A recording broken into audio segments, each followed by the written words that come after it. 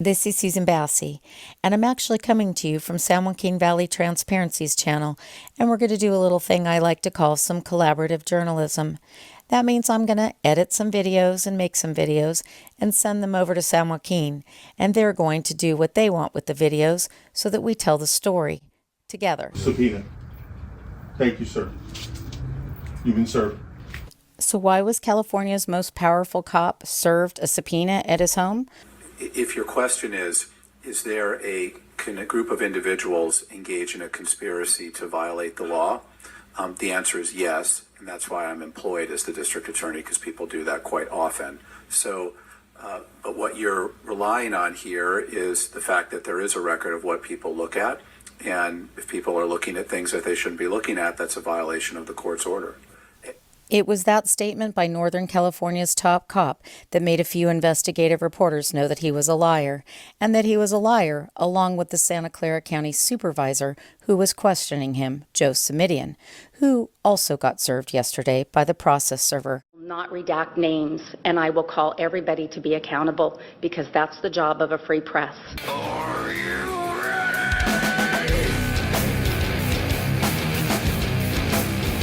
So the backstory on this video is pretty long.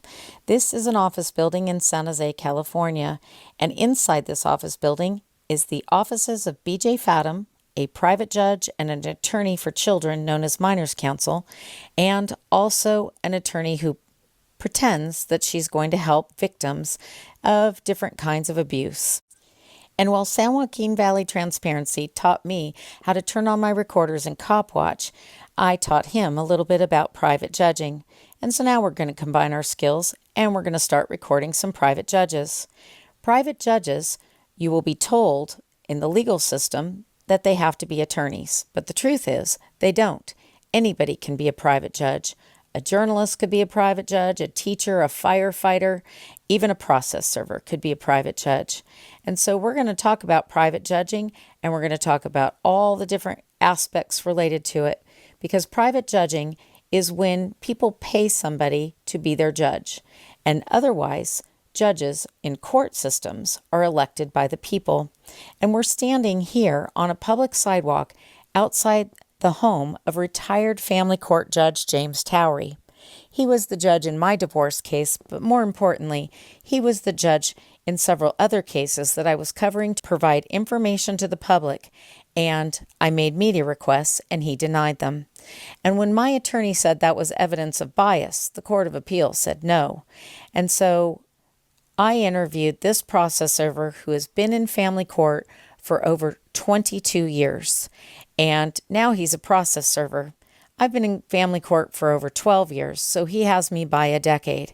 And we thought that this would be a good opportunity to stand outside the house of a family court judge who's retired in Santa Clara County and explain family courts. And so we're going to share some videos, and we're going to talk about process servers and the whole system, looking at it as if you're not an attorney. And maybe someday people will want to hire us to be their private judges, pay for some journalism, and keep everybody out of court. And earlier this week, I got invited to tag along with a process server who served over 40 divorce attorneys, prosecutors, public defenders, county employees, and even a newspaper publisher in Los Altos. And we're going to show you what we learned from this over the course of several videos over this holiday weekend. Homes that have cameras like that outside, I'll knock on extra windows. If he didn't answer the door, I would have sought to go through the side gate and see if I could go around back and see him through the screen door. Are you allowed to do that? Yes, that's where we have the limited exemption to trespass. I cannot go into the house that's entering, but going around, if I can see you through the window and you're not answering the front door, yeah, I've actually, in a window, between window blinds that big, I've taken a picture with my phone of somebody sitting in a house and served them when they wouldn't answer the door. Love it.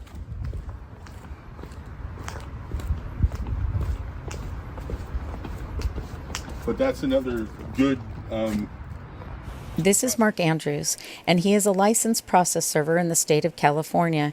He's been doing his job for over 16 years, and he spent most of the day trying to go to the offices of over 40 attorneys, reunification therapists, and others that he needed to personally serve with a subpoena in order to compel their testimony in court. And when some of those offices refused to assure personal service, including Santa Clara County attorneys, he had to go to the homes of the individuals whose testimony is needed in court, including the home of the Santa Clara County District Attorney, Jeff Rosen.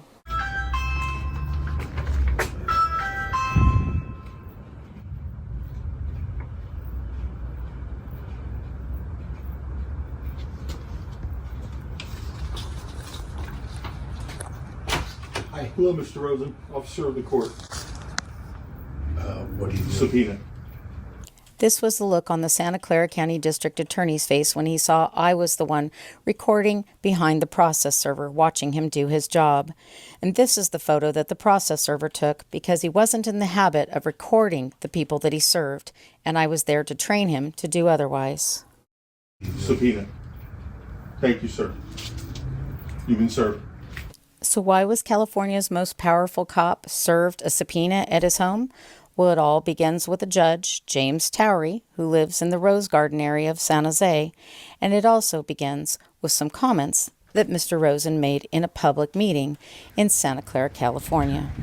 When we get search warrants which allow us to open phones and look for specific evidence, the search warrants lay out what in particular we can look for, because people's cell phones have all kinds of information on it, and search warrants are constructed specifically to comply with the California Electric Communications Privacy Act to be specific as to what we can look at on the cell phone.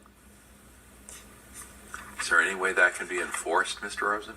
I mean, other than the honor system, basically?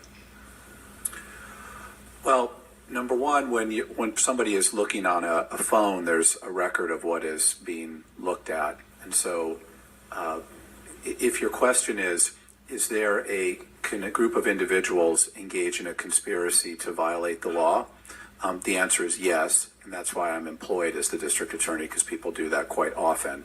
So, but what you're relying on here is the fact that there is a record of what people look at, and if people are looking at things that they shouldn't be looking at, that's a violation of the court's order. So It was that statement by Northern California's top cop that made a few investigative reporters know that he was a liar, and that he was a liar along with the Santa Clara County supervisor who was questioning him, Joe Simidian, who also got served yesterday by the process server. Not redact names, and I will call everybody to be accountable because that's the job of a free press. So you just served the wife of a retired judge. Okay. And so can you tell us a little bit about what it means to be a process server? Like I say, I enjoy it. It's the best job I've ever had. I always joke that all my boss ever says to me is get out of bed and make us money. And you're an officer of the court.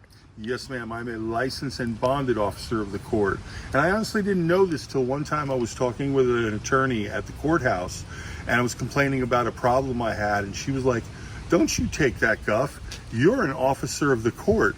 Yeah, and she told me what rights and stuff, and she was one of the initial people that told me about it. Her name was Applegate, Jennifer Applegate in Sonoma County.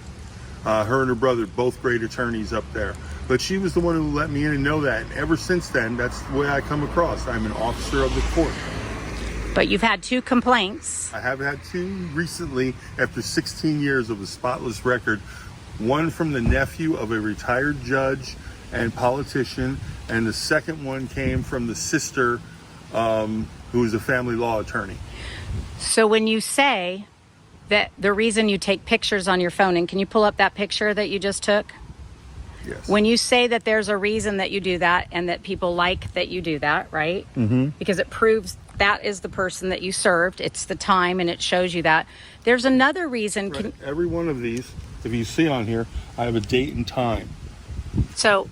But there's another reason why Okay. you, instead of just a picture, why it's handy to have someone like me recording. Do you know why that is? Go ahead. Because you get into a he said, she said situation. And I've had feedback today that you were always very respectful and professional. And if somebody in a position of power says that you were combative or abusive, and there's no evidence of that, then they look to different credibility, and a judge saying it over a process server, you might lose. I'll give you a credibility issue, and this is one I have to go to court for on September 5th. I went and served a 50-year veteran attorney in Marin County for a friend of mine who's a paralegal. Went in, served him, got a business card, took a picture of it, left. This lawyer turned around because my buddy's a paralegal, he's pro per, he's not a lawyer, turned around, he's pro per. He ignored it, and he never filed an answer. Well, this paralegal defaulted and is going to owe him like millions of dollars. So he went and filed a declaration with the court on his, legal grounds that it wasn't me that served him, but my buddy.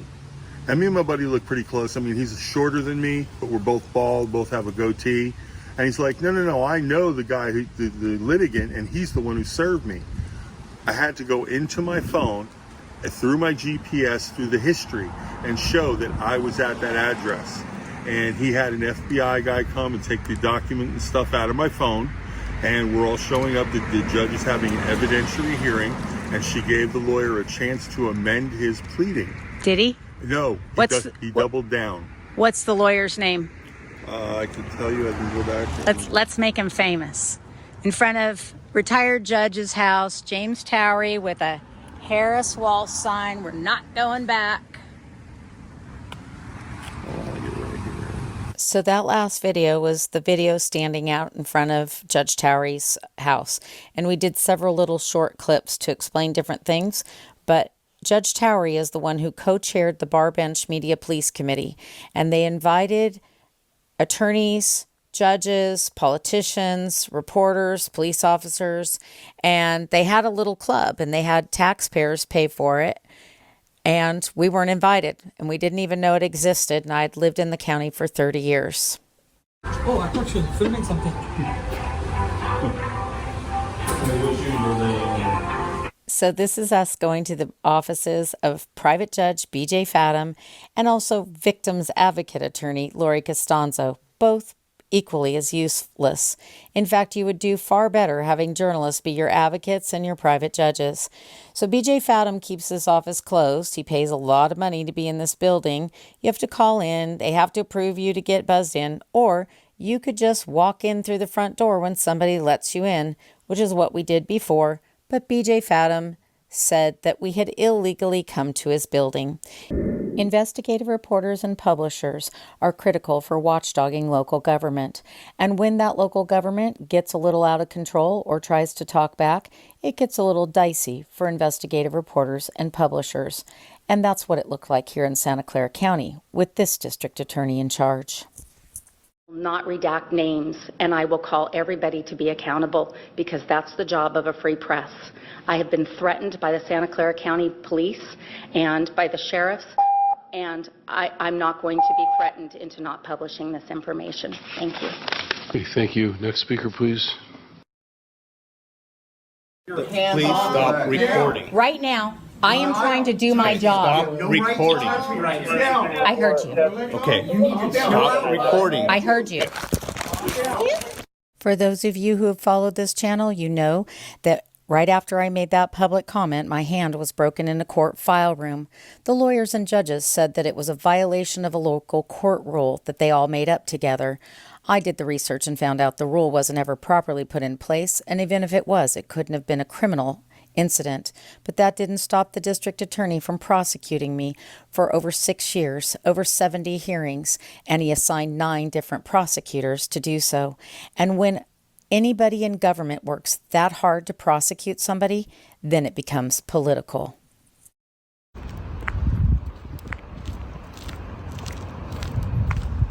Now here's something a good process server does. When walking up to a house,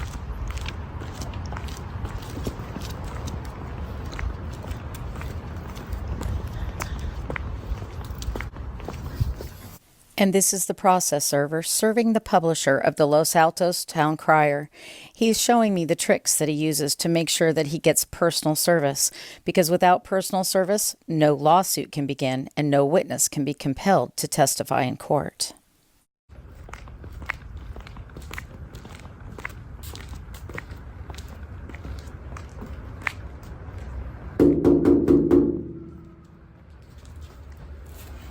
In case you see him in the window.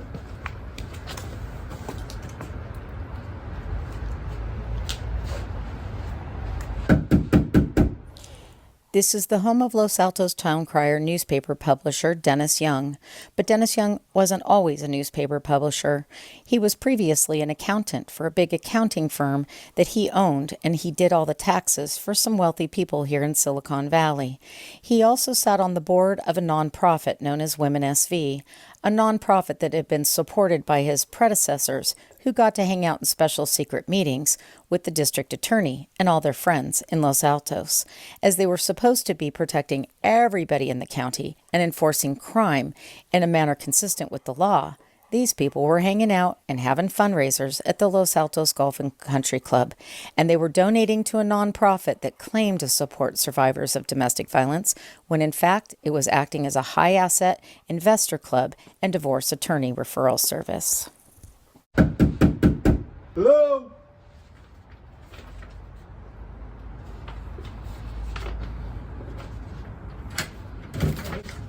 Hello, Mr. Young.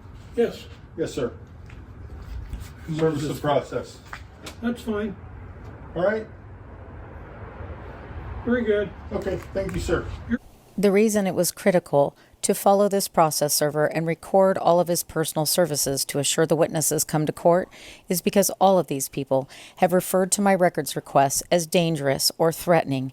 They've referred to my questions as harassment. And so it was important to make sure that the process server followed the legal process service, and that if anybody should make any such false allegations against him, that we would have his back.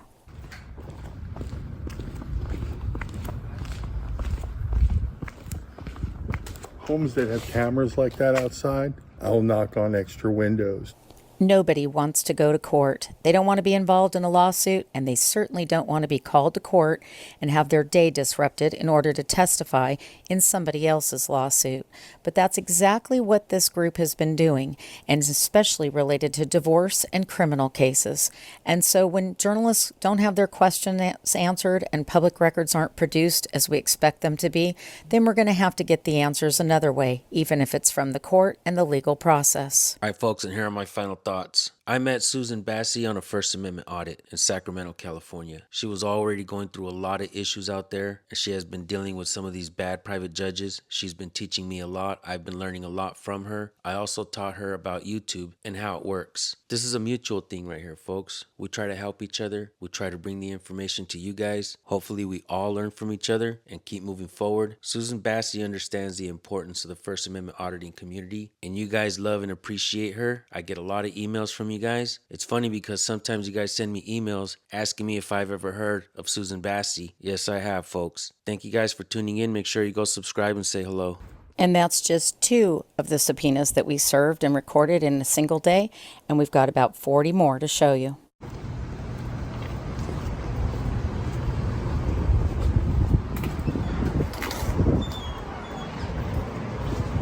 And you cool with that, right? As long as we don't get inside. All right, because you really don't got a choice though. If we out here, you know, the jurisdiction is there. Tell you don't cross the line, we don't have a problem. No snitching, man, no snitching. How you doing now? I'm We're on good. video, just to let you know. You are?